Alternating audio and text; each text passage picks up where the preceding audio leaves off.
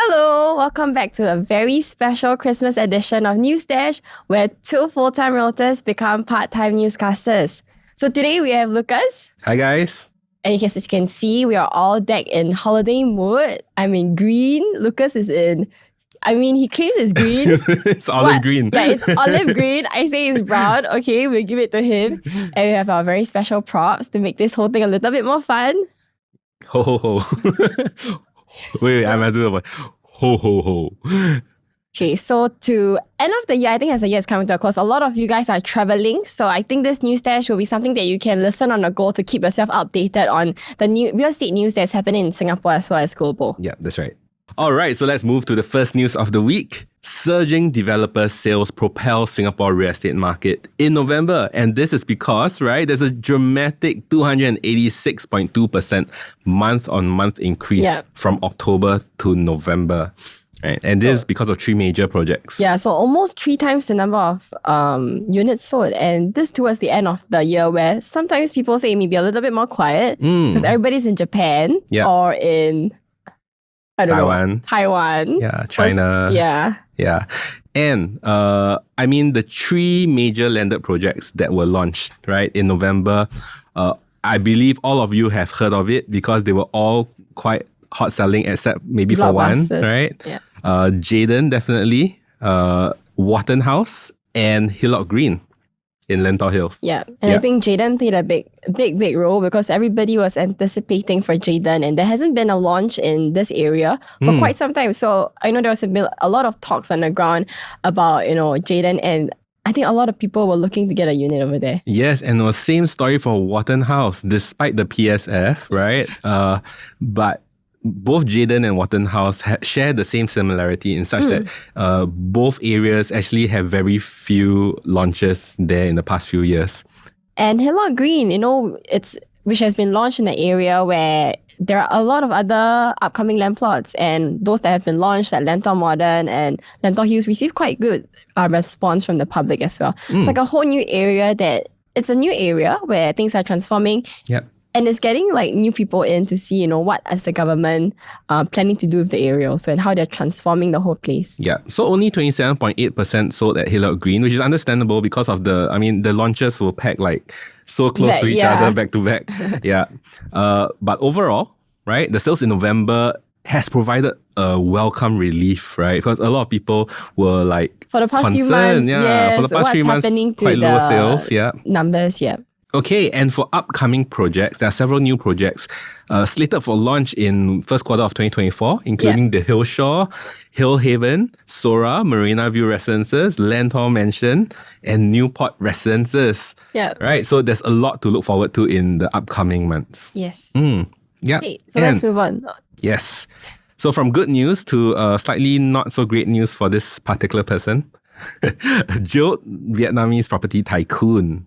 Yeah. For embezzling $12 billion, and not just an individual who was affected, but I think there were 85 co-defendants on charge. Not a small case.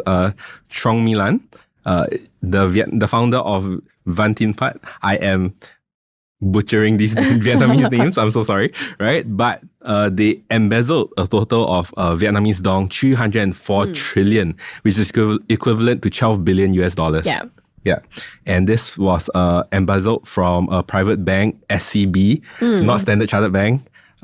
This is Saigon Commercial Bank. Yeah. Yes, and how has this whole thing been related to real estate? Because of this incident, we have motivated sellers where, a lot of the real estate or properties that are linked to this whole saga is rapidly being disposed. Which includes a very beautiful hotel also. Yes. So the hotel involved was Telegraph Hotel. Telegraph Hotel, which has been sold already at a $70 million loss. Yeah. Right. Congrats to the buyer. It's a very beautiful hotel if you've seen it at Robertson Road. Yes. Yeah. And of course, there are other properties involved, including a very large property portfolio in Hong Kong. And of course, their Hong Kong portfolio is in total worth $8 billion US, right? And trial date has not been confirmed yet, but we will be providing you with the updated news as it comes along. And if there is any other value due to the saga that's coming up. Oh, We'll buy it first. link us up if you want to know more. Yes. Okay, so let's move on to the third news. What do we have? So RTS link, the people who live around that area, right, they can start to see the RTS link actually slowly being built up already. And it's actually been creating a bit of hype. Yes. Right? Very excited for it. 2026, no longer have to be stuck in a jam. Yes. Singaporeans are getting more excited to actually consider buying a JB project to stay. Yeah. I think it's bringing life back into the JB side with this whole RTS, because it's going to make, I think, commute or to JB or to Singapore both ways very much more convenient than, where it is today, where, during the weekends, maybe you're stuck in a jam for, I don't know. What's the longest you've been stuck in a jam? 4 hours. 4 hours. Which is not too bad. Okay, that's not too bad. I've heard of people getting stuck 7 hours, 6 hours. Yeah. So, of course, avoid the peak hour when everyone goes to work. So, nearly 30% of 3,800 apartments have been sold to date. And of course, the very popular one is Princess Cove Condominium. Yes. So, why the rapid transit system, right? The RTS is such an important amenity to the condo buyers over there is because it's only a 4-kilometer stretch and it skips all the jams, and the train is hourly and can carry 10,000 passengers per trip, right? And because of that, it's going to be such an ease to get to JB. It's to live in JB. And what we may or could be seeing is that, people are considering the fact of living in JB, since it's just a 4-kilometer stretch. And if it's that convenient, people may consider maybe renting a place in JB where, rental in Singapore has become to a point where, it's unaffordable for some people. This could be an alternative for them where, they rent a place near the border, and every day they just have to take the RTS back into Singapore. Yes, already 40% of Princess Cove buyers are actually Singaporean. And you enjoy a lot of things like the integrated development, right? There's the MBW city right below. And you also... I thought you were going to say we enjoy good lok lok and good durian. Oh, and cheap. And good massage. That's an interesting topic for perhaps another day. But I've heard from my Malaysian friends, right, that the good durian comes to Singapore. That's a good point to learn. Because it can be sold more expensive here. Maybe one day we'll do a comparison video. I'm always paying very expensive for my durians. So, Singaporeans investing in JB properties, right, actually enjoy better buyer stamp duty rates, right, compared to actually buying a second property in Singapore. Yeah. So we'll go through a bit of the numbers later on, right? But experts expect an increase in demand for residential and commercial properties with the completion of the RTS link, and that's in 2026. Right. So a lot of Singaporeans are actually going into JB right now and looking already because they don't want to wait for the RTS to complete. By that time, they are worried that prices will surge again. So just to give you an example of some of the prices over there, there's a development called Sky 88 that's about 3.3 kilometers away from the RTS. And, there was a Singaporean that actually paid about 600,000 ringgit. So if you convert to Sing dollars, I think it's less than 200,000 Sing dollars. And it's on the 40th floor, you get unblocked sea view. And for that price, what the buyer mentioned, that you can't even get a new car in Singapore. Yes, exactly. So just to give you a small idea, it's a very big topic, but just to give you some initial ideas on how much it would cost to buy a property in Malaysia. Right? So their stamp duty would typically be around 0.5% of the loan amount. Right? And then you have if you're buying commercial property, their GST is 6%, right? Which is also lower than Singapore. We are moving to 9% next year. That's a reminder, everyone. Right? And then you have your property assessment tax, right? Interesting, they call it this property assessment tax. This is essentially our property tax, which is like 7% of annual rental value, right? But if you are buying a landed, then it's 4%. So another interesting tax that they have is called quit rent, right? QUIT, quit rent. Right? And this is an annual tax payable to the government for all property owners, whether it's leasehold or freehold. When I heard quit rent, when I heard the word rent, right, I also thought it's only for the leasehold properties. But actually the freehold properties have to pay it also. And it's not a lot. For a 2,500 square feet property, you'll be paying about 87.50 ringgit a year. Okay. So it's not much. Yeah, it's but like that is part of the cost. Yeah, 20 plus. Yes. And the thing about Malaysia is you have a property gains tax, which in my opinion is not that much, because how they calculate it is, okay, say you buy a property for RM1 million, you sell it at RM2 million, you have that RM1 million profit. Yeah. Right? So they give you, they will tax you based on 10% of that profit, but there's first a 10% discount. So they discount 10%, so they will charge you 10% of tax based on the remaining 900,000.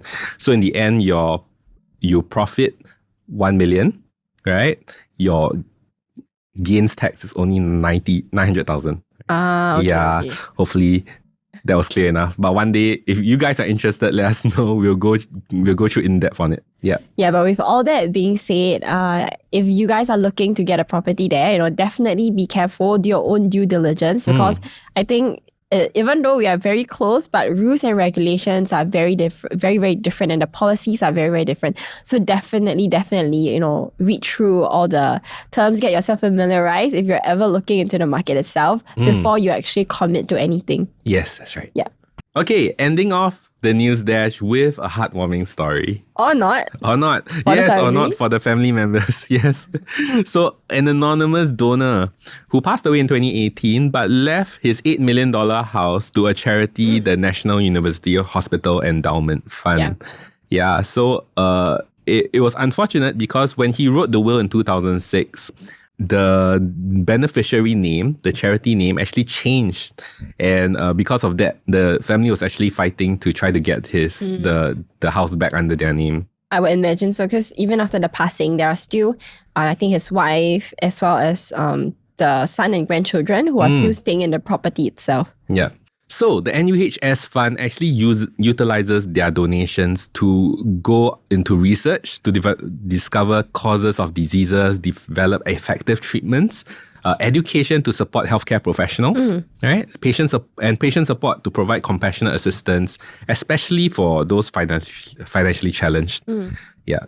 So And I think that's not the first time that we are hearing where people put real estate or properties into charity. The last time we heard of it was when family of Dick Lee, famous singer, actually puts prime bungalows on sale for 60 million, which the proceeds actually go to charity. Yes. Yeah, so I think it was a huge news back at that time, because it was such a huge amount that was going to charity instead of passing it on to future generations. Yes, and it's so amazing. Right, and I think we all aspire to this, to one day be able to give generously as well. Yes. Yeah. So, great news is the High Court's decision is to actually respect the deceased wishes. So the house will be going to the charity. Right, and that's it. Okay, so we've come to the end of today's news dash. It's a time of the year again where it's Christmas, and I hope all of you guys are having fun spending time with your family.